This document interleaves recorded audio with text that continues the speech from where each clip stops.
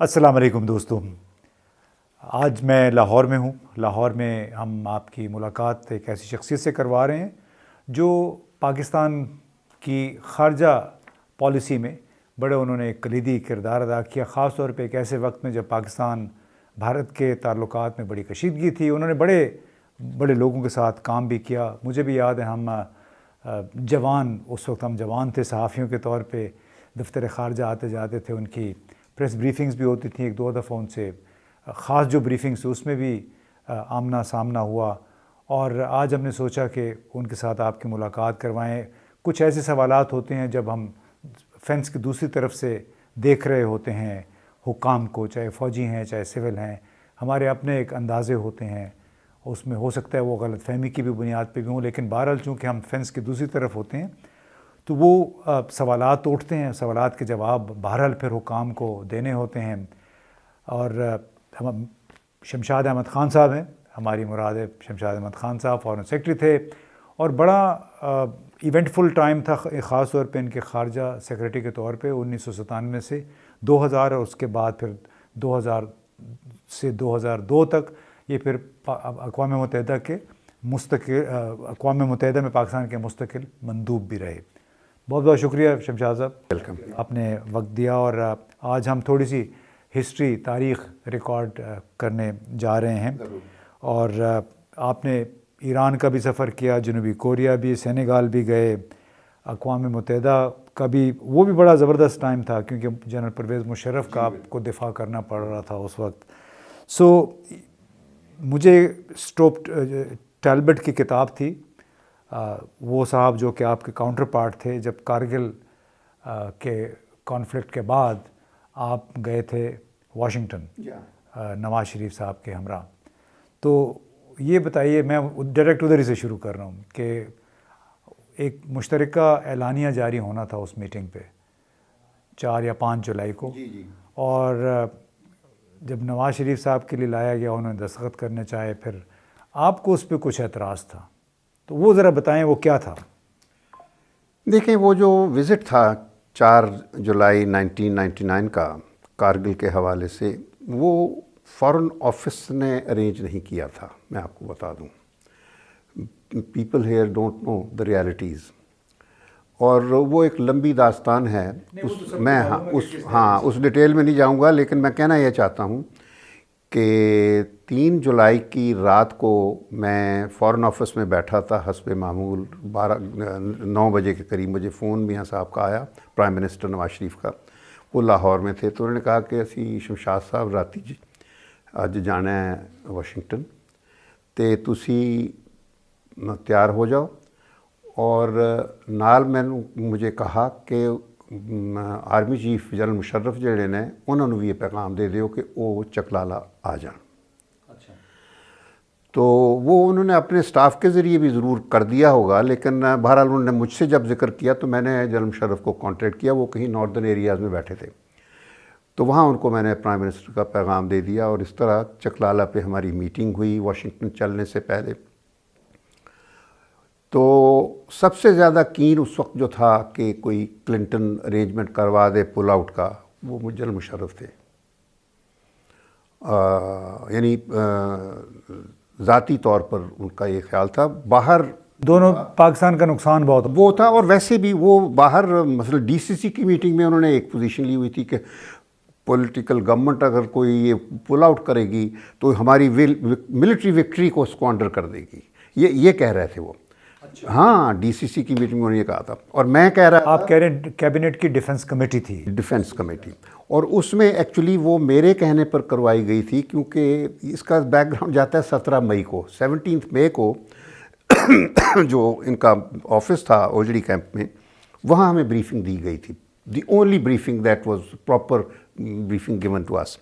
उसमें खैर नवाज शरीफ थे, उनके साथ जनरल मजीद मलिक थे, सरताज अजीज़ थे फॉरेन मिनिस्टर, मैं था, और बाकी जीएचक्यू के लोग थे। तो वहाँ जो हमें ब्रीफिंग में ये कहा गया था कि हमने इंडिया को ऐसी जगह से पकड़ लिया है कि दुनिया की कोई ताकत नहीं छुड़ा सकती उनको। इंडिया तो क्या, कोई भी नहीं छुड़ा सकता। तो कौन सा प्राइम मिनिस्टर है जो अपने आर्मी चीफ को ये कहे कि जो इलाके हमारे थे اور جو انڈیا نے چالاکی سے یہ جو کچھ بھی تھا وہ ہم سے چھین لیے تھے 71 میں جب بھٹو اندرا گاندھی کی بات چیت ہو رہی تھی، تو یہ ساری چوٹیاں ہماری تھیں، یہ اس وقت لی تھیں انہوں نے، انڈینز نے ہتھیالی تھیں. تو اور اس کے بعد بھی 84 میں انہوں نے ہم سے سیاچین چھین لیا تھا اور کئی علاقے چھین لیے تھے. تو بہرحال کوئی پرائم منسٹر یہ نہیں کہہ سکتا تھا کہ جی آپ چھوڑ دیں. سو ظاہر ہے کہ پرائم منسٹر نے یہ پوچھا کہ آپ سری نگر پہنچ جائیں گے؟ انہوں نے کہا جی بالکل. تو نواز شریف نے اسی وقت حکم دیا کہ اس سڑک پہ سری نگر ہائی وے کا بورڈ لگا دیا جائے اور دعا مانگے. تو یہ کر کے اس کو کہہ دیا. وہ ایکسائٹڈ ہو گئے نا. بالکل. اور میرے ذمہ لگایا گیا کہ میں دنیا کو یہ بتاؤں گا کہ اوپر ہم نہیں بیٹھے، یہ مجاہدین بیٹھے ہیں. تو خیر میں خود بڑا خوش ہوا کہ یہ واقعی چوٹیاں ہماری تھیں، انڈیا نے بڑے غلط طریقے سے لے لی تھی. اگر ہماری فوج نے اتنی بہادری کر کے لے لی ہیں تو کیا مذائقہ ہے. اچھی بات ہے کیونکہ انہوں نے بھی تو چوری کر کے لی تھی نا، تو ہم نے بھی تو لے لیا. تو میں نے کہا جی ضرور اس پہ ڈٹے رہیں. تو اس کے بعد میں نے ایک ہفتہ جب اپنے مشنز کے ذریعے دنیا تک میں پہنچا تو مجھے احساس ہوا کہ دنیا میں کوئی آدمی بھی یقین کرنے کو تیار نہیں ہے، کیونکہ زمانہ بدل گیا تھا. تو پھر دوسری بات جو تھی جس سے میں پریشان ہوا، ہمارے باڈی بیگز، ینگ افسر، فوجی افسر، ان کی باڈیاں آنی شروع ہوئی. بیچارے شہید وہ جانے دے رہے تھے اور کوئی کامیابی نہیں ہو رہی تھی. تو اس وقت پھر یہ طریقہ تھا، میں نے پھر نواز شریف کو یہ کہا کہ جی ہم بائی لیٹرلی انڈیا کے ساتھ کر لیں گے ارینجمنٹ. تو بلکہ ایک یہاں میٹنگ ہوئی لاہور میں گورنر ہاؤس میں، جس پہ تینوں سروسز چیفز تھے، Nawaz Sharif, foreign minister and myself. تو وہاں ایڈمرل بخاری لڑ پڑا جنرل مشرف کے ساتھ. ایڈمرل بخاری نے کہا کہ جب یہ تم نے کارگل شروع کیا میں تو یہاں تھا نہیں، باہر تھا. تم یہ بتاؤ کہ ہر آپریشن کا کوئی آبجیکٹیو ہوتا ہے، تو اس کا آبجیکٹیو کیا تھا؟ اس پر مشرف بفر گیا. دونوں میں لڑائی ہوئی تو نواز شریف نے ان کو چھڑا دیا، تو میٹنگ برخاست ہو گئی. تو کوئی ڈسکشن نہیں ہو سکی. ہم باہر آئے، نواز شریف نے مجھے کہا شمشاد صاحب تسی میرے نال بیٹھ جاؤ. اپنی گاڑی میں بٹھا لیتے تھا. اس وقت ہمیشہ اس کا یہ ہوتا تھا جب بھی کوئی سچویشن میں مجھے کہتا تھا تسی میرے نال آ جاؤ. تو راستے میں پھر مجھ سے پوچھنے کہ ہن کی کرنا ہے شمشاد صاحب؟ میں نے کہا جی آپ مجھے یہیں اتار دیں، اور میں جہاز کھڑا تو اس کا کہ آپ کا جہاز لے کے میں اسلام آباد جاؤں گا، اور ہم آپ کی میں واجپئی سے بات کرواؤں گا اور ہم کر لیں گے ارینجمنٹ. تو نیاز نائک بیک ڈور ہم نے ٹریک 2 پہ رکھا ہوا تھا. تو فوراً جا کے واجپئی سے ان کی بات ہوئی، اور ہم نے اگلے دن آر کے مشرا آ گیا اسلام آباد. ہم نے ایک ہفتے میں 10 دنوں میں ایک ایگریمنٹ تیار کر لیا بائیلیٹرلی، کیونکہ میں نہیں چاہتا تھا کسی اور طاقت کو انوالو کرنا. تو ہم نے نیگوشیٹ کر لیا اور بڑا اچھا ایگریمنٹ تھا. وہ یہی تھا کہ بنیادی طور پر کہ ودرال ہوگی، اور دوسرا یہ تھا کہ ہم جو لاہور ڈکلیریشن کے مطابق جو پروسیس ہم نے شروع کیا تھا اس کو ریزیوم کریں گے. اور تیسری بات یہ تھی کہ کشمیر پہ ہم حل تلاش کریں گے ایک ایسا پریکٹیکل اور جو کہ امپلیمنٹیبل ہو اور دونوں ملکوں کو ایکسیپٹیبل ہو اور کشمیری عوام کی خواہشات کی ترجمانی کرتا ہو. بس ان چاروں پہ بنیادی طور پہ یہ کر کے. تو یہ جب ہو گیا، ہماری سائٹ پہ ہمارے ایک بڑے ہائیلی پلیسڈ شخصیت نے امریکنوں کو بتا دیا. میں نے تو سیکرٹ رکھا ہوا تھا. ہوا یہ کہ ہم نے یہاں تک ہم نے کوریوگرافی کر لی تھی کہ اگلے دن ہم نے چین جانا تھا 27 کو یا 26 کو 27 کو، اور لاہور سے جانا تھا. تو میں نے ان کو آر کے مشرا نے کہا کہ جی ہر ڈاکیومنٹ ہم نے فائنلائز ڈرافٹ کر لیے سوائے ایک ڈاکیومنٹ کے. جو اس میں طے کیا؟ اس میں یہ تھا کہ ہم یہ ایگریمنٹ جو 4 پوائنٹ تھے، ہم انڈیا کے اوپر سے گزریں گے، فلائی اوور کریں گے چائنا جاتے ہوئے. ہم ایک میسج بھیجیں گے اس کو گڈ وشز کا. اس کے جواب میں واجپئی ہمیں ایک خیر سگالی کا میسج دے گا اور انوائٹ کرے گا پرائم منسٹر کو کہ آپ واپسی پر چین سے دلی رکیے تو ہم بیٹھ کے بات چیت کریں گے. اور اس بات چیت کا جو نتیجہ تھا وہ ہم نے یہاں ڈرافٹ بنا لیا تھا agreement which we were suppose to sign. دونوں سائڈز نے ایگری کر لیا تھا. اچھا وہ ہوا یہ پھر جب امریکیوں کو پتہ چلا تو انہوں نے پھر کیا کہا؟ نہیں اس سے پہلے یہ ہو گیا نا کہ واجپئی جو لیٹر واجپئی کا میسج آنا تھا صرف وہ ڈرافٹ رہ گیا تھا، کیونکہ واجپئی دلی میں نہیں تھا، وہ بمبئی میں تھا. تو اس نے مشرا نے کہا کہ میں اس سے کلیئر کر کے آپ کو رات کو فیکس کروں گا. آپ کے چلنے سے پہلے تو میں لاہور آ گیا. یہاں لاہور سے پرائم منسٹر چلنا تھا. میں نواز شریف کے گھر جا کے بیٹھا, وہاں پر فیکس میں وہ میسج آیا. رات کو ہم نے 11 بجے چلنا تھا اور کوئی 10 بجے وہ میسج آ گیا, اور اس کو دیکھا وہ میسج وہ نہیں تھا جو ہم نے ڈرافٹ کیا تھا, بدل گیا. تو اسی وقت پھر نائک پہ نواز شریف بڑا ناراض ہوا کہ بھئی یہ کیا ہوا. اس نے کہا جی ہر چیز ایگری ہو گئی تھی, یہ تو کچھ اب سڈنلی چینج ہو گیا ہے. تو وہ پھر ہمیں بعد میں یہ راز کھلا جب ہم وہاں واشنگٹن پہنچے تھے.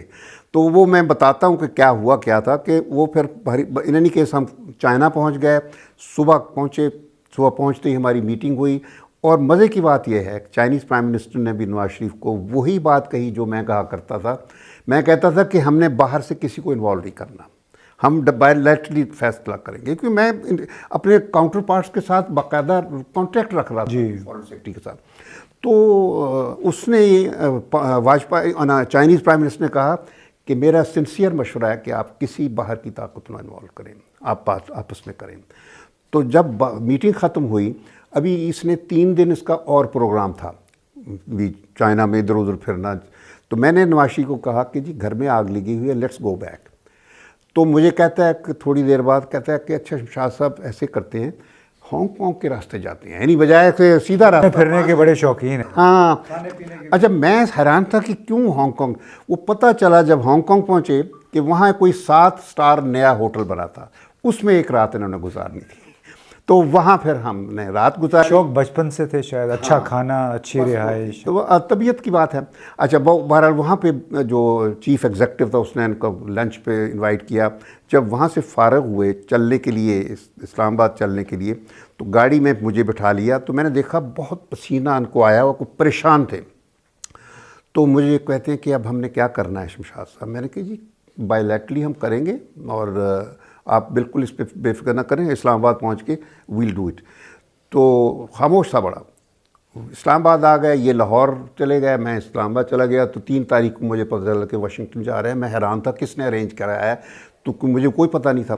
تو خیر جب ہم واشنگٹن پہنچے ڈلس ایئرپورٹ پہ, میں نے دیکھا کہ سعودی عرب کا امبیسڈر اس کو لینے آیا تھا. اچھا, آپ کے استقبال کے لیے پہنچا ہوا تھا. تو بس میں سمجھ گیا کہ یہ بیچ میں پڑے ہوئے ہیں.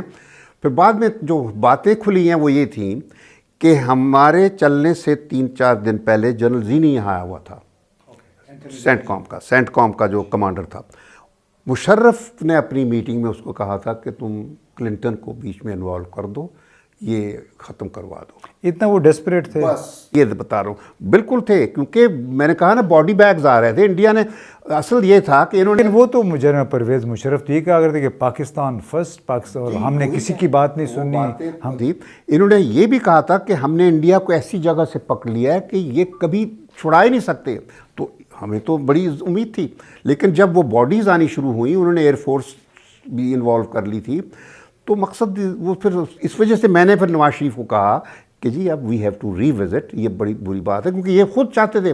میٹنگ تھی جنرل عزیز اور مشرف کے کہنے پہ, ہم فارن منسٹر کے گھر پہ یہ پلان کرتے تھے کس طرح ختم کرنا ہے. یہ نہیں, انہوں نے امریکن سے جو کام کروانا ہوتا ہے وہ ہمارے جرنیل کو کہہ دیتے ہیں, ہمارے جرنیلوں کی جو خواہش ہوتی ہے وہ امریکنز کے ذریعے. جنرل اشفاق کیانی نے اپنی ایکسٹینشن امریکنز کو کہہ کے کروائی تھی 2010 میں, وہ بھی آپ کو یاد ہوگا. وہاں جو پہنچے تو ڈلس ایئرپورٹ سے یہ مجھے پتہ چل گیا. اور پھر میں نے جو ادھر ادھر سے قریدا جو یہ پتہ چلا کہ ان امریکنوں کو سرتاج عزیز نے لیک کر دیا تھا, جو which was suppose to be a secret. تو یہ اس نے بتایا تھا. اور ہوا یہ کہ جب وہاں پہنچ رہے تھے تو انہوں نے جب پریزیڈنٹ کلنٹن کو بریفنگ دی تھی, وہ آپ نے اس کتاب کا ذکر کیا ہے, اس اسٹوپ ٹیلبٹ کی.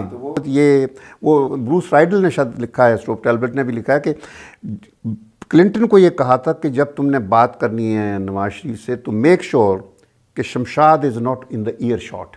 جی, کہ وہ موجود نہ ہو. وہ موجود نہ ہو. تو بس تو وہی ہوا. جب وہاں پر میٹنگ ہوئی, فارمیلٹیز اوپننگ ہو گئی, تو کلنٹن نے کہا کہ لیٹس بی 1-on-1. تو سب اٹھ گئے, اور مگر بروس رائڈل بیٹھا رہا کلنٹن کے ساتھ. تو میں نے کہا کہ یہ بیٹھتا ہے تو میں بھی بیٹھوں گا. تو میں بیٹھ گیا رہا. تو کلنٹن نے پھر نواز شریف کی طرف دیکھا کہ prime minister I thought we are going to be 1-on-1. میں نے کہا نہیں, میں منٹس لوں گا. کہتے دیر از نتھنگ ٹو ریکارڈ.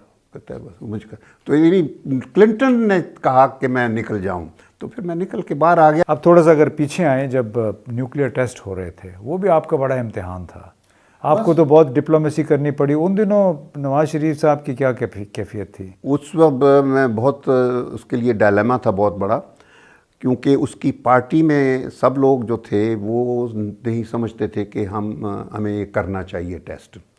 اور جو ایک فقرہ نواز شریف کو سننا پڑ رہا تھا اپنے ساتھیوں سے، کولیگ سے، وہ یہ تھا میاں صاحب نہ کرنا، مارے جاؤ گے، مارے جاؤ گے. مر جاواں گے جی، مر جاواں گے. تو یہ تھا. تو خیر وہ پھر میاں صاحب کو میں نے پہلے دن ہی actually we were on a visit to Kazakhstan, وہاں ایک ECO کی سمٹ تھی. تو ہوٹل میں ہی واپس آئے لنچ کے بعد تو مجھے میسج آ گیا اسلام آباد سے کہ انڈیا نے ٹیسٹ کر دیے. میں دوڑا اس کے کمرے میں گیا اور ان کو بتایا کہ اس طرح انڈیا نے ٹیسٹ کر دیے. اس نے کہا پھر اسی کی کرنا ہے. میں کہا جی میں نے تسی اجازت دیو. تو آپ کے ساتھ ہمیشہ پنجابی میں ہی بات کرتے تھے؟ وہ میرے ساتھ لاہوری ہیں اس لیے؟ لیکن بات پھر اردو پہ آ جاتی تھی جب اسے آتا تھا. بالکل بہت زیادہ، کیونکہ اکثر پنجابی گل ہوتی تھی. اچھا پھر کہتے کہ میں کہا جی مجھے اجازت دے دیں تو میں آرمی چیف سے بات کرتا ہوں تاکہ وہ تیاری شروع کرے، اور ہم اب 3 دن بعد نہیں کل ہی چلے جائیں گے واپس. ہی ایگریڈ. میں نے جا کے کرامت سے بات کی. وہ کہیں کسی مشن کی ریسیپشن پہ تھے تو مجھے شور بھی سنائی دے رہا تھا. تو میں نے اس کو اپنے لفظوں میں، کیونکہ سیکرٹ باتیں تو نہیں زیادہ لمبا نہیں، میں نے کہہ دیا کہ آپ تیاری شروع کر دیں، ہم کل واپس آ رہے ہیں بس. یہ تو یہ کر کے میں آ گیا. اور پھر اس کو میں نے بتایا کہ آپ اپنے وزیروں کو کہہ دیں کہ یہ میڈیا وہاں انٹرنیشنل اس سمٹ کے لیے آیا ہوا تھا. تو میں نے کہا جی کسی سے کوئی بات نہیں کرے گا. میں نے آپ کے کمرے کا فون بند کروا دیا تھا، کیونکہ مجھے سب سے پہلا یہ تھا اینٹیسپیشن کہ کلنٹن ول کال ہے، فوراً کال کرے گا. اور بات درست تھی. وہ وہاں قزاقستان الماتی نہ پہنچ سکے، لیکن 12 تاریخ کو ان کی کالیں آنی شروع ہو گئی تھیں. تو پکرنگ کی مجھے کال اسلام آباد میں مجھے آ گئی، اور اس نے مجھے ایک لمبا لیٹر لکھ کے بھیجا. تھوڑا سا ریکیپ وہ کرتے ہیں کہ تاکہ جو جن کو نہیں پتا کہ 11 مئی کو بھارت نے اپنے پہلے ٹیسٹ کیے تھے. جی بالکل. پھر آپ اس 11 مئی کو 1998 اس وقت وہاں تھے. پھر آپ اب 12 مئی کی 12 کو ہم اسلام آباد واپس آتے ہیں. اور اس سے پہلے میں نے میڈیا کو چھوٹا سا ایک فکرے سے بریف کر دیا تھا کہ ہمارے لیے بڑا سیریس ایک فیز آئی ہے اور وی آر ان نو ہری، ہم اب سوچ کے بعد فیصلہ کریں گے. بس یہ کر کے ہم واپس آ گئے. تو یہاں پر 12 تاریخ کو مجھے پکرنگ کا ایک بڑا سخت میسج آیا تھا کہ انڈیا نے بڑی حماقت کی ہے، تم نہ حماقت کرنا، یہ اس قسم کا میسج. اور پھر ساتھ ہی یہ 12 کو یہ ہو گیا. ہم نے 13 کی وہ کی ہوئی تھی بکنگ، اپنی DCC کی میٹنگ کی تھی اور کیبنٹ کی میٹنگ بلا رکھی تھی. لیکن اس سے پہلے ہی مجھے وہاں سے آ گیا کہ اسٹوپ ٹیلبٹ وغیرہ سب چل پڑے ہیں اور دے ور سٹنگ ان دا پلین. ٹیمپا جو ہے نا ان کا جو وہاں کا ہیڈ کوارٹر، تو کہ جی ہم تیار ہیں. تو میں نے وہاں ان کو رکوا دیا. میں نے کہا جی میں اس وقت ابھی کوئی وفد نہیں ریسیو کر سکتا اور اب آپ ڈیلے کر دیں 24 گھنٹے. تو آپ نے وزیر اعظم آرمی چیف سے پوچھ سب سے ظاہر ہے پرائم منسٹر کو بتا دیا، لیکن آرمی چیف کو نہیں پتا تھا. انہوں نے آرمی چیف کو میری شکایت لگائی.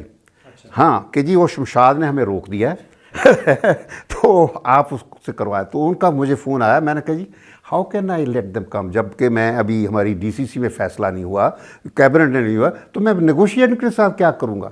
تو ہی اگریڈ. اس کو ہر چیز پہ وہ جو چیز ریزنیبل ہوتی ہے، آرمی کا چیف تو انڈرسٹینڈ کرتے ہیں نا، وہ لوگ پڑھے لکھے لوگ ہیں.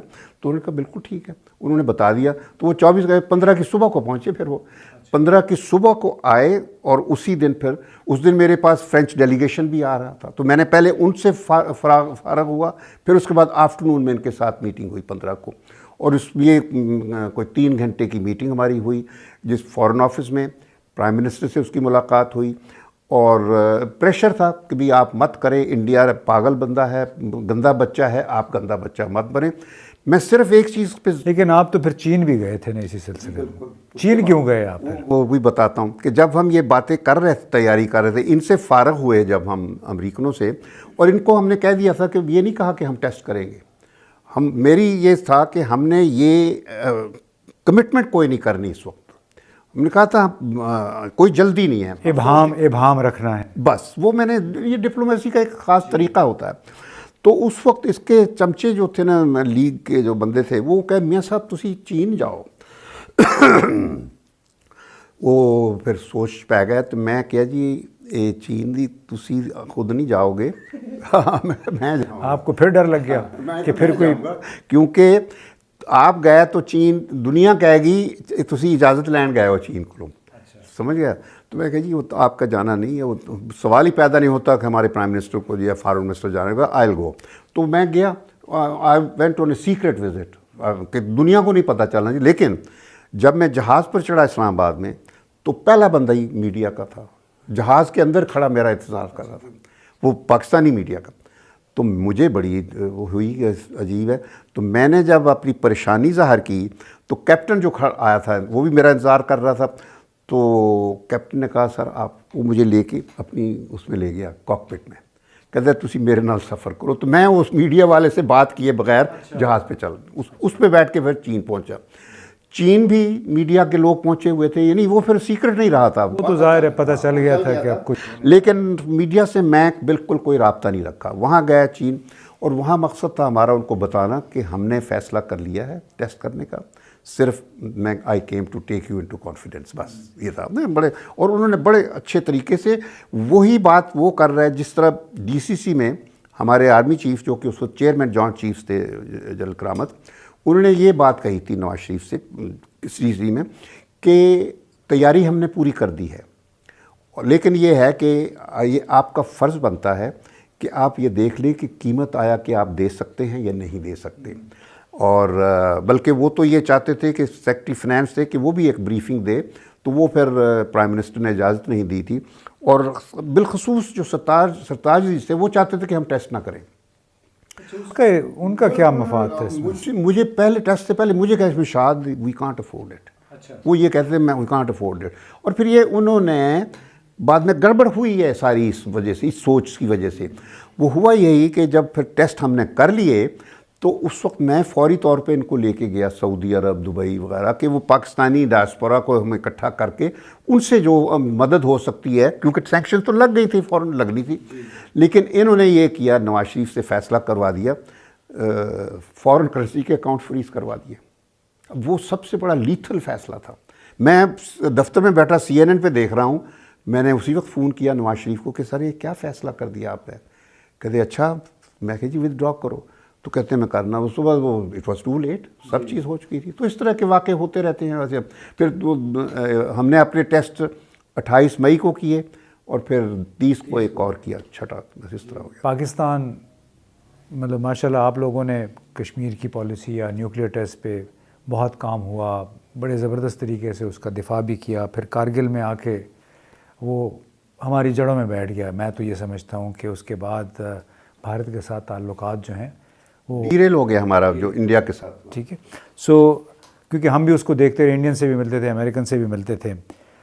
آپ کیا کنسیڈ کریں گے کہ پاکستان مس کیلکولیٹڈ میسیولی کہ بھارت کس طرف جا رہا تھا، اس کی سافٹ پاور اس کو کدھر لے کے جا رہی تھی، ہم وہ کشمیر میں پھنس کے رہ گئے؟ کشمیر کا جو مسئلہ ہے نا، یہ پاکستان کی کمپلیشن کا ایک بنیادی جز تھا. میں فرینکلی میں بتاؤں، اور میں نے اپنی پوری زندگی بطور پاکستانی کے اور بطور ایک پاکستانی سفارتکار کے ہمیشہ کشمیر کو اولین اہمیت دی ہے. میں بتاؤں کیونکہ ایسے موقع بھی آئے کہ ہمارے حکمران جو تھے وہ صلح کرنا چاہتے تھے ان ایون قسم کی، جو نقصان والی ہوتی ہے، لیکن میں نے کبھی کرنے نہیں دیا. مشرف کے زمانے میں بھی بتا دیتا ہوں کہ ایک سٹیج پہ مجھے کہا گیا تھا کہ میں جب سفیر تھا یونائٹڈ نیشن میں، تو کہا گیا کہ تم اب زیادہ کشمیر کی بات نہ کرنا. میں نے نہیں چھوڑا. میں نے طریقے سے پھر اپنا کام کرتا رہا. تو یہ کیا بات ہے کہ پرویز مشرف بھی نہیں چاہ رہا تھا کہ کشمیر پہ بات ہو، نواز شریف بھی نہیں چاہ رہے تھے کہ کشمیر پہ بات ہو؟ نواز شریف کا تو یہ ہے کہ وہ سیاستدان ہے نا، تو سیاستدانوں کا ایک زاویہ ہی اور ہوتا ہے. ٹھیک ہے جی. ان کی ترجیحات ڈیفرنٹ ہوتی ہیں، اور ان کے لیے صرف اپنا اقتدار ہوتا ہے وہ کس طریقے سے رکھا جا سکتا ہے، اور اس حوالے سے ان کے لیے امریکہ کی یعنی کہتے ہیں نا بہت زیادہ اہمیت ہے، پریزیڈنٹ کلنٹن کے ساتھ نواز شریف کے حوالے سے۔ تو ہر طرح ہر صدر جو ہے، یہ اوباما جو تھا، یہ جو اپنا زرداری تھا، یہ اوباما کے پیچھے لگا ہوا تھا۔ تو ہم لوگوں نے امریکہ کے ساتھ جو تعلقات تھے وہ اپنے حکمرانوں کے ذاتی اقتدار سے منسلک مفادات کے ساتھ جڑے ہوئے تھے ہمیشہ۔ کوئی پاکستان آپ کہہ رہے ہیں، بڑی اسٹیٹمنٹ دے رہے ہیں کہ ہمیشہ ہم نے کیا ہے۔ جی بالکل، ہمیشہ۔ مجھے بتائیے نا کوئی ایسا موقع آیا؟ ضیاء الحق کے زمانے میں بھی یہی ہوتا تھا، ٹھیک ہے، فرسٹ نیم بیسس تھا، رونلڈ ریگن کو کہتا تھا اور وہ کہتا تھا ضیاء۔ تو مقصد یہ ہے کہ یہ حکمرانوں کی، امریکہ نے تو آ کے آپ کے حکمران چنتے تھے وہ۔ ابھی مثلا حال ہی میں جو واقعہ ہوا ہے، میں اب مثال دینے کے لیے کہنا چاہتا ہوں کہ جو عمران خان کو اتارا گیا ہے، امریکہ نے تو کوئی سازش نہیں کی۔ امریکن کا ایک ایڈیشنل سیکرٹری رینک کا افسر تھا، ڈونلڈ لو یا کیا جو بھی نام تھا، اس نے ہمارے سفیر سے انفارمل میٹنگ پہ جہاں بیٹھ کے بندہ ڈرنک شرنک پیتا ہے تو اس میں ذکر کیا، we don't like your prime minister, اور اب یہ تمہارے ہاں کوئی چل رہی ہے نو ووٹ، نو عدم اعتماد کی، اگر وہ عمران کے خلاف ہوئی تو یہ ہوگا، اور نہ خلاف نہ ہوئی تو یہ ہوگا۔ اس نے تو اپنی پریفرنس بتا دی نا، یعنی اس کا مطلب یہ تو نہیں نا کہ وہ کوئی سازش کا، عمران نے یوز اس کو کیا، اس کو کہا کہ بھی یہ امریکہ والے سازش کر رہے ہیں۔ وہ سازش امریکہ نے نہیں کی، سازش ہمارے اندر سے ہوئی۔ ہماری فوج اور نواز شریف اور زرداری، انہوں نے مل کے، فوج نہیں صرف باجوہ، انہوں نے مل کے سندھ ہاؤس میں ساری تیاریاں کی، پیسے بانٹے ان سے۔ تو this is how they did this. جی if you come back to, میں صرف بتا دوں کہ یہ ایک واقعہ بتانے کے لیے کہ امریکہ سازش نہیں کرتا، سازش ہم کرتے ہیں۔ اور اس بارے میں نے ایک مثال اور بھی دی تھی، جب عمران نے ایک دفعہ میرے ساتھ کہا کہ میں ملنا چاہتا ہوں، تو میں نے کہا میں کسی پرائم منسٹر سے نہیں ملتا۔ تو پھر زوم پہ اس نے کہا بات کر لو گے؟ میں نے کہا تھا ہاں میں بات کر لوں گا زوم پہ۔ تو میں نے زوم پہ اس کو میں نے کہا تھا، میں نے کہا یو آر سراؤنڈڈ بائی ولچرز، یہ میں نے اس کو کہا۔ اچھا کہ گدھوں میں گرے ہوئے ہیں آپ، یہ کہا؟ نہیں، میں تو اوپن پبلک میں کہا کرتا تھا، محیط پیرزادہ کے ٹی وی کے پروگرام میں لائیو میں کہا تھا کہ ہی از سراؤنڈڈ بائی ولچرز۔ میں کہتا ہوں کوئی بندہ تھا ہی نہیں ایماندار اس کے ساتھ۔ تو وہ کہتا ہے، مجھے کہتا ہے ہاں کہ صاحب میں نے دیتے باجوہ نے، یہ اس نے دیے تھے بندے۔ تو میں ان چیزوں میں نہیں جا رہا تھا۔ میں نے کہا کہ دیکھو تم نے 2-3 باتیں کرنی ہیں، ایک تو یہ کہ امریکہ کے خلاف تم بات کر رہے ہو، امریکہ بہت بڑی طاقت ہے، روس اور چین بھی اتنی بات نہیں کرتے جتنی تم ایک انڈیویجول کے طور پہ کرتے ہو، اور سازش نہیں امریکہ کرتا، ان کا رجیم چینج ڈاکٹرن ہے، رجیم چینج ڈاکٹرن ہے، but they will conspire only where they need to. Pakistan میں they don't need to, because we are more clever, more keen to do those things. Liaquat دیکھیں، لیاقت کو امریکہ نہیں بلا رہا تھا۔ 1950 میں ہمارے لوگ جو سول ملٹری کلونیل کنیکشنز والی بیوروکریسی تھی، وہ آزاد ہوتی انہوں نے کہا کہ جی پرائم منسٹر کو امریکہ جانا چاہیے۔ امریکہ نے نہرو کو بلا لیا، لیاقت کو نہیں بلایا، تو بڑے پریشان ہوئے۔ تو پھر وہ ہوا ایسے کہ لیاقت واز گوئنگ ٹو لنڈن، راستے میں راجہ غضنفر کے گھر سفیر تھے ہمارے، رات کو ڈنر تھا، وہاں سوویت یونین کا ایمبیسڈر بھی آیا ہوا تھا۔ تو اس کے ہم نے کہا، ہمارے لوگ جو فارن آفس کے تھے، کہ بھی ہمارے پرائم منسٹر کو اسٹالن کی انویٹیشن دلا دو۔ کہتا ہے میں 1 ہفتے میں آپ کو مل جائے گی۔ تو وہ 1 ہفتے بعد انویٹیشن آ گئی، تو لیاقت علی نے پھر ایسے کر کے لہرا دی کہ یہ دیکھو مجھے اسٹالن کی انویٹیشن آ گئی ہے، اور یہ بالکل جس طرح ابھی اچھا وہ سائفر نہیں تھا، اس نے لہرایا تھا تو وہ اس نے بھی لہرا دی۔ تو اس کے بعد ہمارے لوگوں میں بڑی بددلی پیدا ہوئی تھی کہ امریکہ ناراض ہو گیا ہے۔ تو ہم نے فارن آفس نے لیاقت علی کو کہا کہ نہیں جی ماسکو اسٹالن کا آیا ہے دعوت نامہ، چلو اب ماسکو لے کے چلتے ہیں۔ We were preparing for the visit to Moscow, اور اس دوران لیاقت علی کو مار دیا جاتا ہے۔ تو نہ امریکہ کو مارنے کی ضرورت تھی، اس کی وجہ تھی ناراضگی امریکہ کے ساتھ جو ہوئی، وہ یہ نہیں کہ انوائٹ کیوں نہیں کیا۔ ٹرومین نے لیاقت علی کو کہا کہ prime minister we need your military contingent in Korea badly, ہمیں فوجی دے دو. اس نے کہا لیاقت علی خان نے کہ ایبسولوٹلی ناٹ. اچھا انہوں نے بھی ایبسلیوٹلی ناٹ کہا تھا. لفظ یہ تھے ایبسولوٹلی ناٹ. میرے قائد کا جو پالیسی ہے وہ ہے peace with all enmity with none. ہم جنگیں نہیں لڑیں گے.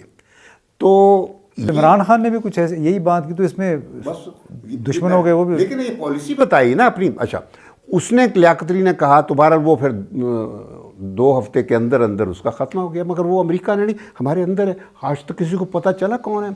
پھر بھٹو کے ساتھ کیا ہوتا ہے, وہ بھی تو یہی, بھٹو نے امریکہ کو ناراض کر دیا. وہ ہنری کسنجر واز کہ بھی ہم ایگزامپل بنا دیں گے آپ کو. تو اس قسم کی بات انہوں نے بھی پنڈی میں صدر میں کون سا لیاقت روڈ تو اس کے اوپر وہ جی پارٹیز ہو اس نے بھی یہ کی تھی. تو مقصد تھا. پھر ضیاء الحق, یہ سب میں مثالیں دے چکا ہوں آپ کے میڈیا پہ. پھر ضیاء الحق نے جب سوویت یونین نے افغانستان سے ایگزٹ کرنے کا کہہ دیا کہ ہم جا رہے ہیں, تو امریکہ کہتا ہے کہ ہمارا تو مسئلہ ختم, سو ہم بھی چھوڑ رہے. ضیاء نے کہا کہ ہمیں بیچ میں انوالو کر کے آپ کیسے جا سکتے ہیں. ابھی تو وہ جو تھا ان کا افغان پریزیڈنٹ جو تھا, ہاں نجیب اللہ, کہ وہ ہے جب تک افغانستان میں خود افغانوں کی گورنمنٹ نہیں بنے گی آپ نہیں جا. تو لڑائی ہو گئی کلنٹن کے ریگن کے ساتھ. تو اس پہ ہمارے لوگ بڑے ناراض ہو گئے کہ یہ تو کلنٹن, اس کو بھی ناراض کر دیا ہے امریکہ کے صدر کو. تو پھر جہاز دیکھ لیجئے ضیاء الحق کا کیا ہوتا ہے. اچھا اس کے بعد ضیاء نے اپنا جانشین سلیکٹ کیا ہوا تھا نواز شریف کو, کہ میرے بعد اگر لیڈر بننا ہے. وہ بھٹو کی جگہ اس نے نواز شریف کو تیار کیا تھا. اس نے کہا تھا کہ میں بھٹو کا فنومینن ختم کر دوں گا, ضیاء نے کہا تھا, اور یہ میں نے پیدا کیا ہے. تو یہ ان کی دشمنی اسی وجہ سے اتنی گہری ہے بھٹو اور شریف گھرانے کی. نہیں مگر ان کو سمجھ نہیں آتی چیزیں نا, ہسٹری نہ پڑھتا ہے کوئی. ہاں اچھا, تو وہ ضیاء الحق نے وہ چنا تھا. لیکن جب الیکشن ہونے جا رہے تھے تو امریکہ نے اپنی پرڑا جو تھا وہ بے نظیر کے طرف ڈال دیا, اور 2 اسسٹنٹ سیکرٹری امریکہ کے, serving assistant secretary of defence Richard Armitage اور assistant secretary of state Richard Murphy, دونوں رچرڈز, جو امریکنز ان کو رچرڈ کو ڈک کہتے ہیں. سو 2 ڈکس ور ان اسلام آباد فار 2 ویکس. انہوں نے ہماری فوج کے ساتھ نیگوشیٹ کیا اور بے نظیر بھٹو کو اور وہ ایگریمنٹ کیا کہ یہ کرے گی, یہ نہیں کرے گی. مطلب فوج نے اپنی ریڈ لائنز بتا دی تھی. تو مقصد میرا کہنے کا ہے یہ آپ کو ایک پرسپیکٹیو ہے آپ کی تاریخ کا, اس سے آپ ہر چیز سمجھ سکتے ہیں. اس میں تو بڑا ایسی کوئی 2 ہفتے رچرڈ آرمیٹیج کے بعد ایک اور ان کے اسسٹنٹ ڈیفنس سیکرٹری تھے جنرل پرویز مشرف سے, وہ اسلام آباد آئے تھے اجازت لینے کے لیے کہ ہم وزیرستان پہ ڈرون حملے کریں گے. تو وہ CIA کا اس وقت جو انچارج تھا وہ بھی اس وقت موجود تھا, اور ان کا ڈیفنس سیکرٹری بھی موجود تھا. نہیں وہ جب افغانستان پہ حملہ ہوا ہے میزائل کا, وہ اسسٹنٹ سیکرٹری وہ تھا. نہیں میں اس بات کی بات کر رہا ہوں جب وار آن ٹیرر شروع ہوئی تھی 30 اگست 1998, اور اس وقت رالف رالسٹن جو وائس چیئرمین تھا امریکہ کی joint chiefs of staff committee کا, اس نے فون کیا جہانگیر کرامت کو کہ I am in the surrounding, یعنی وہ آلریڈی کسی جہاز پہ نہیں رہتے کہ میں ہوں, تو how about I come and have lunch with you. تو کرامت نے فوری وہ کر کے مجھے فون کیا کہ اس طرح مجھے آیا. تو میں نے کہا جی گو ہیڈ. تو میں نے کہا پرائم منسٹر کو بتا دو. تو اس نے پھر پرائم منسٹر سے بتا دیا, اور اس نے آ کے لنچ کیا. اور عین جس وقت وہ لنچ کر رہا تھا اس وقت اس نے کہا جہانگیر کرامت کو کہ رائٹ ناؤ جنرل, میں اس وجہ سے آیا ہوں کہ ہمارے میزائلز چل رہے ہیں, کیونکہ اگر ہم آپ کو میں نہ آتا تو آپ یہ سمجھ کے کہ کوئی ہو گیا تو یو ووڈ ہیو ریئیکٹ. پیشگی اطلاع بھی نہیں کی. تو یہ کہا کہ آپ کوئی وہ نہ کرو. تو وہ میزائل چلائے گئے. تو ہمارے آرمی چیف, تو یہ آپ کے خیال میں پیشگی اطلاع کیوں نہیں دی ہے؟ اعتماد نہیں تھا پاکستان پہ؟ وہ انہوں نے باقاعدہ پبلکلی کہا تھا کہ we don't trust Pakistan ISI. انہوں نے کہا تھا اس سے پہلے جتنی دفعہ ہم نے کوشش کی ہے وہ ISI تو واز اے پلیئر تھا نا اس وقت, سارا اسامہ بن لادن تھا وہاں, ساری چیزیں تھیں. مطلب وہ ہماری لارجر افغان پالیسی کا حصہ تھا نا. اس وقت کوئی ان یوزول چیزیں نہیں تھیں. افغانستان کی پوری جنگ ہم اس وقت وہ کر رہے تھے. بہرحال وہ میں ان باتوں کے خلاف نہیں. میں ایک چیز اور کلیئر کر دوں آپ کو کہ پاکستان جب آزاد ہوا تھا اس کی لوکیشن بہت بہت یونیک تھی دنیا میں. ہاں اب بھی ہے. لیکن ہماری پیدائش ہوئی تھی سائمیز ٹوئنز کی طرح. وہ ٹوئنز جو دو دھڑ ہوتے ہیں مگر صرف little bit of heart and mind connection کہیں ملا ہوتا ہے. وہ سائمیز ٹوئنز کہتے ہیں ان کو. تو ہماری بالکل وہ تھے. تو اس کے بعد اس پاکستان کو اتنے رسک سے کہ سیاستدانوں نے پاکستان کو تباہ کر دیا. پہلے 9 سالوں میں وہ کانسٹیٹیوشن نہ بنا سکے. کوئی ملک کا جو تھا ریفارمز، ایڈمنسٹریٹو ریفارمز کچھ نہیں کیا، لینڈ ریفارمز نہیں کی. انڈیا نے پہلے 3 سالوں میں 47 سے. لیکن دیکھیں نا، جب 1954 سے اگر جنرل غلام محمد انہوں نے آ کے اقتدار سنبھالا، ہر قسم کے کام تو 1954 میں شروع ہو گئے تھے. میں بات کر رہا ہوں نا 1947 سے 50 تک 3 سالوں میں انڈیا نے اپنا آئین بنا لیا، اپنی فوج کا رول ڈیفائن کر دیا. انہوں نے ایڈمنسٹریٹو ریفارمز کر دی، لینڈ ریفارمز کر دی، ریاستوں کو انٹیگریٹ کر دیا. ہمارے ہاں کوئی بھی کام نہیں ہوا، نہ کوئی ریفارمز ہوئی نہ constitution. It took us 9 years. 47 سے 56 تک 9 سالوں میں 8 حکومتیں بنی آپ کی. سیاستدانوں کا جو ٹانگیں کھینچنا، اور اس میں زیادہ تر پنجابی اور سندھی سیاستدان تھے جو یہ ساری سازشیں کر رہے تھے. بنگالی جو تھے نا وہ سچے پاکستانی تھے. میں آپ کو بتا دوں اس میں مولوی تمیز الدین تھا، وہ جو دوسرے ناظم الدین تھے، وہ بڑے ٹاپ کے سیاستدان تھے. یہ ہمارے جو تھے کوئی سندھ کے جتنے بھی بدنام لوگ ہیں لیڈر وہ تھے اس وقت موجود. اسی طرح پنجابی دولتانہ ٹائپ یہ تھے. تو مقصد میرا کہنے کا ہے کہ فوج اگر نہ ہوتی، ان سیاستدانوں نے ان پہلے 9 سالوں میں اس ملک کو ختم کر دینا تھا لوٹ مار میں. اور یہ اب اس کے بعد بھی جب ہم نے دونوں خاندانوں کو دیکھ لیا، نواز شریف فیملی اور زرداری فیملی، یہ بھٹو فیملی، کہ اگر فوج رکاوٹ نہ کرتی تو یہ ملک بیچ کے سارا پیسہ اب تک وہ ایون فیلڈ کیا پوری لنڈن کی ساری سٹریٹس. اس کا تو اینٹی تھیسس بھی ہے نا جی، کہ جو ملک کی سیاست میں فوج کی براہ راست مداخلت رہی. بڑا کچھ ہوا ہے. سو چاہے وہ ضیاء الحق تھے، چاہے ایوب خان تھے، چاہے مشرف تھے. کہ آرمی جو ہیڈ ہوتا ہے اس پہ ڈیپینڈ کرتا ہے. ایک ہیڈ ایوب خان تھا جس وقت پاکستان اپنی پوری قومی زندگی کا وہ گولڈن پیریڈ ہے ایوب خان کا پیریڈ. پاکستان دنیا میں بس وہی سنہری یادیں ہیں. اچھا میں وہی کہتا ہوں نا. اچھا دنیا میں ایوب واشنگٹن گیا تھا تو کینیڈی اور اس کی بیوی ایئرپورٹ پہ لینے آئے تھے اس کو. اور ایوب کے لیے جو بینکوٹ کیا گیا تھا وہ وائٹ ہاؤس میں نہیں تھا، وہ جارج واشنگٹن کی جو مانیومنٹ تھی دریائے پوٹامک کے کنارے، اس بڑی زبردست عزت افزائی تھی. جی زبردست تھی. تو میں یہ کہتا ہوں کہ فوج کا پاکستان کی تاریخ میں رول انڈسپینسیبل ہے. یعنی یہ بدقسمتی ہے جب یا جیسے حکمران جب آ جاتے ہیں تو وہ پھر ٹریجڈیز ہونا شروع ہو جاتی ہیں. یا کے ساتھ بھٹو مل گیا، میری بات سنیں، یا کے ساتھ بھٹو مل گیا، ملک ٹوٹ گیا. اس کے بعد ابھی جو باجوہ جو تھا وہ 2 فیملیوں کے ساتھ مل گیا تو آپ نے دیکھ لیا کیا ہو گیا. اب ڈیپینڈ کرتا ہے کہ ہم کس طرف جائیں گے. Let's see you have a young army chief. Let's see. اچھا یہ بتائیے کہ جیسے پہلے بھی میں نے آپ کو am taking you back to the original question کہ ہم نے کشمیر کر کے، ٹھیک ہے ایک انفنشڈ ایجنڈا ہے ہماری تقسیم کا، لیکن کشمیر کرتے ہم نے پاکستان کو کہاں پہنچا دیا اور بھارت کہاں پہ پہنچ گیا ہے. اس نے اپنی سافٹ پاور دنیا بھر میں، یورپ میں، امریکاز میں، اس کی مدد سے پاکستان کو بدنام کر دیا. ہم جو 5 اگست 2019 میں انہوں نے کشمیر لے بھی لیا جو ان کے زیر قبضہ تھا. اب ہم آج بھی کشمیر کر رہے ہیں. تو ڈونٹ یو تھنک کہ یہاں پہ بہت بڑی مس کیلکولیشن ہوئی ہے پاکستان کی اسٹیبلشمنٹ سے، پاکستان کی فارن سروس سے، کہ ہم اندازہ نہیں لگا سکے کہ بھارت کہاں پہنچ گیا اور ہماری بات کوئی سننے والا ہی نہیں رہا. ابھی آپ صرف کشمیر کی بات نہ کریں، آپ پاکستان کی بات کریں کہ پاکستان دنیا کی تاریخ میں ایک میریکل کنٹری تھا. قائد اعظم نے ایک معجزہ تھا کہ اتنی مخالفت کے باوجود انہوں نے یہ ملک بنایا تھا. اور یہ ملک کی پوٹینشیل اتنا زبردست تھا اس بیکاز آف اٹس لوکیشن اور پھر جو قدرتی وسائل جو ہیں. لیکن آج آپ کبھی پاکستان پر نظر ڈالیے, کیا یہ ملک رہ گیا ہے؟ کیا آپ اس کو ریاست کہہ سکتے ہیں جہاں پر آپ کی پارلیمنٹ کا کام نہیں کر رہی؟ ٹھیک ہے نا, جہاں پر آپ کی حکومت کہیں کوئی بھی حکومت فنکشنل نہیں ہے.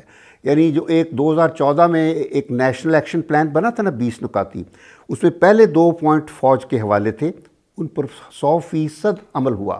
فوج نے ٹیررسٹوں کے ٹرائل بھی کیے اور ان کو پھانسیاں بھی دیں, کیونکہ سویلینز نے کہہ دیا تھا یہ ہم سے کام نہیں ہوگا, نہ ہمارے ججوں سے ہوگا. اور 18 پوائنٹ وہ تھے جو پلان نہیں تھا, وہ بیسیکلی لسٹ تھی ایک نارملی فنکشننگ گورنمنٹ جو ہوتی ہے اس کے جو ذمہ داریاں ہوتی ہیں وہ لسٹ تھی. ان پہ ابھی تک کبھی بھی کام نہیں ہوا سویلینز نہ. تو میں اسی واسطے کہتا ہوں اس ملک کے لیے فوج جو ہے وہ ایک بہت ایک لازم عنصر ہے. آگے یہ قسمت آپ کی, سوچتے تھے کشمیر بنے گا پاکستان, آج وہ تو نہیں, پاکستان کشمیر سے بھی بدتر ہو گیا ہے. بلکہ میں یہی پوچھنا چاہ رہا تھا, اس پہ شاید اب گفتگو ہم ختم بھی کر دیں. آپ جب پاکستان آئے بمیں اہل خانہ تو آپ نے خواب دیکھا 1947 میں, اور پھر آپ نے ایک کتاب بھی لکھی کچھ کافی عرصہ پہلے, ادھورے خواب, ڈریمز انفلفلڈ. تو وہ بتائیں. دیکھیے بات ہے کہ ہمارا تعلق ایسٹ پنجاب سے تھا اور ہم شروع سے تاثر یہی تھا کہ پاکستان جب بنے گا تو ہمارے علاقے بھی پاکستان کا حصہ ہوں گے, کیونکہ اس وقت یہی تھا کہ امبالہ تک پاکستان ہوگا. لیکن چونکہ سکھوں نے ہندوؤں کا ساتھ دینا کر لیا تو اس کے بعد پھر وہ ہوا, تو ہم لیٹ چلے وہاں سے اور دسمبر میں پہنچے اسلام آباد ٹرین سے. راستے میں کٹی ہوئی ٹرینیں ملی, میں نے اپنی آنکھوں سے, بچہ تھا میں, دیکھ کے, مگر میں تو وہ چیزیں نہیں سوچ سکتا تھا جو بڑوں نے دیکھا. خون پوری وہ ٹرین کٹ گئی تھی جو ہم سے پہلے جس پہ ہم نے آنا تھا, ہمیں جگہ نہیں ملی تھی. تو خیر جب ہم یہاں ہربنس پورہ اسٹیشن پر ہماری ٹرین پہنچی تو مجھے اب تک یاد ہے کہ چھت پر ادھر ادھر نعرے تھے, اللہ اکبر, پاکستان زندہ باد, اور خوشی کے آنسو سب. تو میری جو یادداشت میں یہ تھا کہ پاکستان ایک ہمارے لیے ایک جنت ہے, جو ایک گہوارہ ہے امن کا, خوشیوں کا. اور جو سوچا تھا کہ جو ہم پاکستانی اور پاکستانیوں کی آنے والی نسلیں جو ہیں وہ یہاں پر اپنی زندگیاں اور اپنے بچوں کی زندگیاں بہتر بنائیں گی ایک آزاد شہریوں کے طور پہ. تو میں 47 سے اب تک اس پاکستان کی تلاش میں ہوں. جو مجھے نظر آیا وہ 4 راجدھانیاں نظر آئیں جو ایتھنک اور لنگوسٹک بنیاد پر ہیں, اور کوئی بھی نیشن ہوڈ کا کسی جگہ نشان سوائے کرکٹ کے میچ پہ. جب کرکٹ کا کوئی میچ ہوتا ہے, ٹیسٹ میچ عالمی سطح پر, اس وقت پاکستانیت نظر آتی ہے, ورنہ آپ کو پاکستان کہیں نظر نہیں آتا. تو یہ میرا تاثر ہے اور میرا پاکستان کی اس جنریشن سے تعلق ہے امتیاز, جس نے پاکستان بنتے ہوئے دیکھا, پھر اس کو میں نے ٹوٹتے ہوئے دیکھا, اور آج میں اس کو مکمل طور پر بکھرتے ہوئے دیکھ رہا ہوں. میں نے کہہ دیا کہ مجھے یہ پاکستان لگتا ہی نہیں وہ پاکستان جس کے تصور کے ساتھ علامہ اقبال نے بر صغیر کے مسلمانوں میں ایک خود مختار اور خوددار قومیت کا شعور پیدا کیا, اور جس کے تصور کے ساتھ ہمارے لیڈر فاؤنڈر جو تھے قائد اعظم نے علامہ اقبال کے خواب کو حقیقت میں بدل کر بر صغیر کے مسلمانوں کو ایک خود مختار, آزاد, جمہوری مملکت بنایا تھا. معجزہ یہ تو وہ نہیں ہے. یہاں تو جمہوریت ایک مذاق بن گیا ہے. تو ظاہر ہے آپ کی بات بالکل میں اتفاق کرتا ہوں کہ 71 میں بھی جو کچھ ہوا وہ فوج اور سیاستدانوں نے مل کر کیا, اور آج بھی ایگزیکٹلی وہی چیز ہو رہی ہے. فوج بدقسمتی سے فوج جب ایک آدمی جو ہے وہ فوج کی ترجمانی کر رہا ہے نا, تو آپ کو فوج کہنا پڑ جائے گا. تو فوج اور سیاستدان مل کر آپ کے ملک کو کی جو باقی جو مٹی رہ گئی ہے بس اس کو وہ کر رہا ہے. آپ کی تو نیلسن منڈیلا سے بھی ملاقات ہوئی تھی, تو پاکستان کو کوئی نیلسن منڈیلا نہیں مل سکتا. میں ایک چیز بتاؤں کہ یہ جو پنجابی ہیں نا اور جو سندھی ہیں, یہ قومیت نہیں ہے, یہاں پر قوم نہیں ہے, یہ غلام ہیں ذہنی طور پر. 47 میں جناح نے بڑی کوشش کی, یہاں انتخابات کبھی نہیں ہوئے, یہ پارٹی انہوں نے بنائی تھی وہ یونین، تو انہوں نے پاکستان کی تو بات ہی نہیں کی تھی. یہ تو جناح کو بھی کہتے تھے جی مولا تسی کہ ہمارے پاس آ جائیں، چھوڑیں کن چکروں میں. یہ تھا.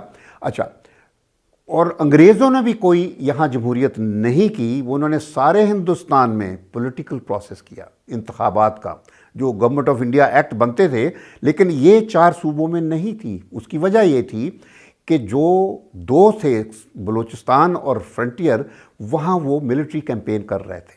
وہاں پنجابیوں کی فوج لے کے جاتے تھے، حملے کرتے تھے اور ان کے قبضہ کرتے تھے. وہاں پھر انگریزوں کو ہر بار شکست ہوئی. افغانوں نے ایک دفعہ کوئی 20-25 ہزار پنجابیوں کو مارا. پھر وہاں انہوں نے افغانستان میں کابل میں جب تو وہ بھاگے، پھر وہ انہوں نے ایگریمنٹ کر لیا.